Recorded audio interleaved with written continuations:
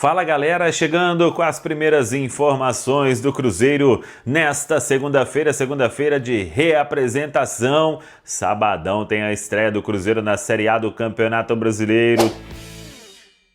Vamos lá pessoal, antes aquele pedido sempre importante para você deixar o like, é só clicar aí no joinha, você vai curtir o vídeo. Você que ainda não é inscrito aqui na Samuca TV, faça a inscrição, na sequência ative o sininho para não perder nenhum conteúdo. Sabadão tem estreia do Cruzeiro na Série A do Campeonato Brasileiro, hein? Cruzeiro com compromissos importantes e por isso o técnico Leonardo Jardim quer aproveitar a última semana que ele tem cheia para treinar antes da parada para o Super Mundial, no início de junho. Então veja bem, a gente está chegando no final de março e aí o Cruzeiro terá abril inteiro, maio inteiro, 2 meses com muitos jogos. Até a parada para o Super Mundial serão 12 partidas da Série A, 3 partidas de ida na fase de grupos, mais 3 partidas de volta, ali alternadas, 6 jogos na Copa Sul-Americana e mais os 2 jogos da terceira fase da Copa do Brasil. Então veja bem, 20 jogos de sábado até o mês de junho. Aí depois tem a parada para o Super Mundial, deve ter um período de férias por causa do calendário, depois a retomada. A maratona de jogos vai ser absurda. O Cruzeiro ainda aguarda o detalhamento das rodadas seguintes da Série A do Campeonato Brasileiro. Até agora só tem o jogo diante do Mirassol. Contra o Internacional será no outro domingo, isso é fato, pelas tabelas de Cruzeiro e Inter na Copa Sul-Americana. Mas todo mundo esperando a CBF detalhar os jogos da sequência da Série A do Campeonato Brasileiro. Então sábado, 6h30, Mineirão, com um bom público. A venda de ingressos está muito boa, pode melhorar ainda e acho que vai melhorar ao longo da semana, porque o torcedor do Cruzeiro, ele tem para ver o time, depois de muito tempo, da seguinte forma: esse jogo com o Mirassol sábado, e aí o Cruzeiro sai para enfrentar o União Santa Fé, sai para enfrentar o Inter, recebe o Mushuc Runa no dia 9 de abril, só que esse jogo é com portões fechados. Aí o Cruzeiro sai para enfrentar o São Paulo e no meio de semana, ali do dia 16 de abril, o Cruzeiro recebe o Bahia. Então, depois de sábado, 29 de março, o torcedor só terá a oportunidade de ver o time novamente ali na semana do dia 16 de abril, já que o duelo com o Mushuc Runa será sem torcida, porque o Cruzeiro vai pagar esta punição. Vamos acompanhar então e aguardar. A CBF também precisa definir o calendário do sorteio da terceira fase da Copa do Brasil, quando o Cruzeiro vai estar no pote 1 e vai enfrentar um adversário do pote de número 2. Os jogos da Copa do Brasil, no final do mês de abril, tem a partida de ida e no final do mês de maio tem a partida de volta. O Cruzeiro volta aos treinamentos nesta segunda-feira, na Toca da Raposa 2, e aí vamos ver Leonardo Jardim podendo ter a volta de Bolassi aos treinamentos. Ele está se recuperando de uma inflamação no joelho. Matheus Pereira também vai treinar normalmente hoje na Toca da Raposa 2, ele que não foi a Bragança Paulista por causa da situação da esposa, que a qualquer momento pode dar à luz aí ao filho do casal, o Theo, que vai chegar aí para ser mais um na Nação Azul. Eu queria começar conversando com vocês, antes só da escalação inicial do Cruzeiro. E as mexidas, é muito importante. As mexidas elas começaram a partir dos 18 minutos da segunda etapa. Ponto. E até este momento, o time do Cruzeiro foi o seguinte: teve Cássio, William, Fabrício Bruno, Jonathan Jesus e Vidalba, o Wallace, Matheus Henrique, e aí tivemos Wanderson, Dudu, Caio Jorge e Gabigol. Então vamos lá. Vamos lá. Um tempo e mais 18 minutos Isso. com essa formação. Uma formação que num primeiro instante chamou muita atenção pelo fato de ter 4 jogadores de frente, e eu gostei. Também gostei. Gosto disso. principalmente da melhora na movimentação e no aparecer pro jogo do Gabigol. Gabigol criou opções ao longo da partida, do tempo que ele esteve em campo, ele dava a opção para ser encontrado dentro da área. E isso que faltava muito a ele.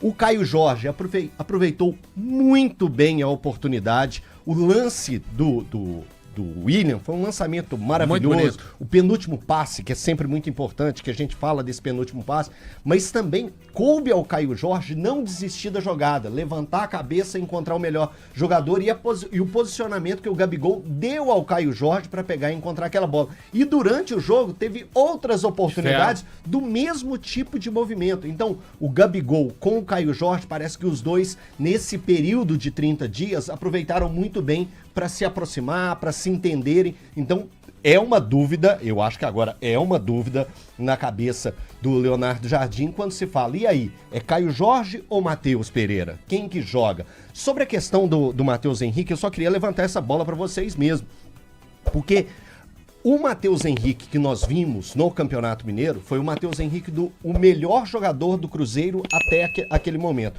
E o jogo, é claro que a gente não tem que tirar o jogo contra o Bragantino para ser a marca do Matheus Pereira na temporada. E não foi. Foi o pior jogo do Matheus Henrique na temporada. Foi o pior jogo dele. Aí eu pergunto para vocês, é por causa da carga que foi colocada nele para aquele jogo? Porque quando você tem 4 atacantes, a movimentação do Matheus Henrique também vai ter que ser diferente dentro de campo. E o Wallace também ainda não ter se encontrado. Essa é uma pergunta que eu faço pra vocês. Mas eu acho que no jogo o Matheus Henrique atrapalhou mais o jogo do Wallace do que o contrário. É a minha impressão. Eu ainda acho que o Wallace precisa render bem mais. Ele precisa. Ele não fez um bom jogo. Mas eu quero entender o porquê que o Matheus Henrique não foi o Matheus Henrique que nós vimos. Por isso que eu tô falando. Com a questão de ter 4 atacantes, o Matheus Henrique não fica sobrecarregado e a gente não vai ver ele chegando tão próximo à área como a gente viu em outras oportunidades. No jogo. Então, ou você tem os 4 atacantes, ou você tem o Matheus Henrique sendo brilhante. Eu acho que é possível ter os dois, e eu acho até que, pra falar dos atacantes, pra já deixar o Ti falar, enquanto tiveram fôlego, eu não vi grandes espaços cedidos, tanto pelo Wanderson, principalmente pelo Wanderson. Aliás, o William ganhou vida nova na lateral direita. Outro cara. E o Dudu também, pelo menos até os 18. Mas a gente vai discutir muito mais. Fique à vontade. Tem muita coisa pra falar a respeito desse jogo. Eu acho que fisicamente a gente já encontrou um Cruzeiro melhor, né? A gente já vê um Cruzeiro melhor do que a gente assistiu nos primeiros jogos da temporada. Especialmente na eliminação ali pro América, que eu acho que o Cruzeiro, sinceramente, o Dudu chega ali no segundo tempo daquele jogo contra o América e o Cruzeiro ter eliminado, pra mim, não aguentando mais. Ele tava pedindo arrego dentro de campo. E o Dudu foi um dos últimos a sair no sábado, hein, Ti? Exato. Então, assim, se olha pro jogo contra o Red Bull Bragantino, já tem uma melhora física nítida desse Cruzeiro. Esse é o primeiro ponto que eu acho importante. Segundo ponto, eu acho que essa tem que ser a formação hoje. Com o que ele tem à disposição, essa, pra mim, é a melhor formação. Eu ainda questiono o Wallace. No Romero, no Wallace. Isso. Não, mas quando eu digo a formação, é o esquema de jogo. Tá. Esse é o melhor esquema de jogo. Tá. Não é os nomes. Eu, Thiago, não teria hoje, exceto que o Matheus Pereira consiga jogar pelo lado, ou mais centralizado, ao lado do Gabigol, fazendo o que o Caio Jorge fez, eu não teria no time. Eu, hoje. E olha que tô falando eu, que semana passada, tava dizendo que o Matheus Pereira tinha que jogar, pela qualidade. Uhum.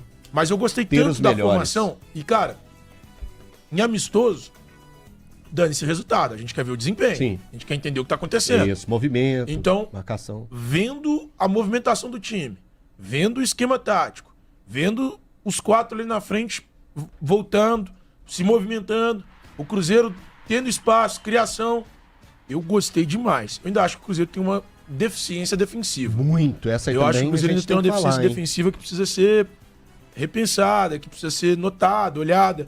Mas ofensivamente é outro Cruzeiro. E eu gostei muito desse time fisicamente.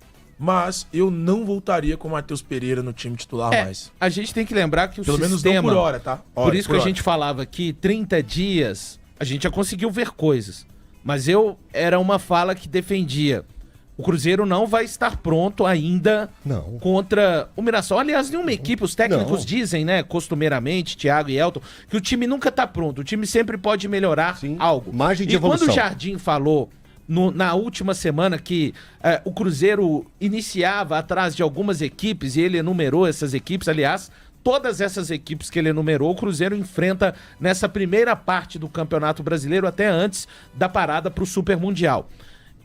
A gente observa, o Cruzeiro sofre muito com bolas levantadas na área e principalmente depois do segundo tempo, ele até citou isso na entrevista coletiva, que ali depois, quando começaram as mexidas, o jogo ele foi perdendo um tanto a cara, tanto pro Cruzeiro quanto o Red Bull Bragantino. Que é natural, né, E Valor? sabe o que eu achei interessante, Elton, Thiago? Uma fala do Jardim que nos jogos contra o Botafogo e o Red Bull Bragantino, ele não estudou os adversários. Ele se preocupou, gente, porque é um caminho muito difícil.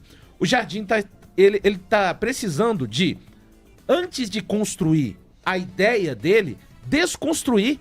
Vocês observaram durante o jogo momentos de Diniz, tem uma bola do Wallace, que o Wallace vai recuar pro Cássio, muito lembrando aquilo que o time fazia anteriormente.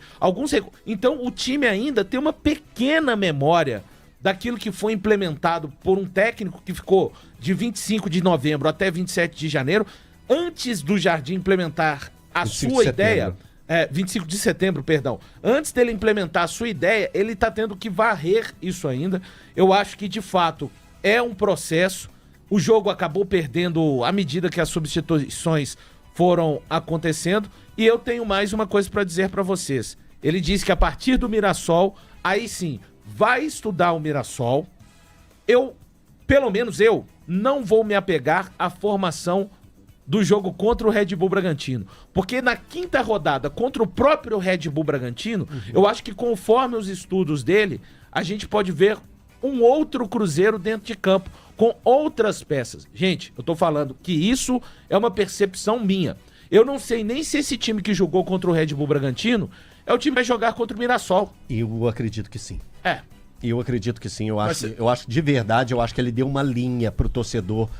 Mas que ele mesmo falou, Elton, que ele vai começar a partir do Mirassol eu entendo. a estudar. Ele não estudou. Ele deixou bem claro. Contra o Botafogo e contra o Red Bull Bragantino, eu não estudei os adversários. Eu me preocupei em colocar as ideias do que vínhamos trabalhando. Sim, eu entendo. Mas hoje, pelo tudo que a gente vem acompanhando do Cruzeiro ao longo da temporada, pelo pouco que a gente viu nesses amistosos, que a gente vê poucos recortes, né? A gente não, somente o jogo contra o Bragantino, que a gente tem uma ideia maior da gente ver o time em campo, da gente acompanhar toda a partida, mas eu não vejo o Cruzeiro muito diferente desse Cruzeiro que jogou ontem, no sábado. Em formação ou em escalação? Não, em escalação.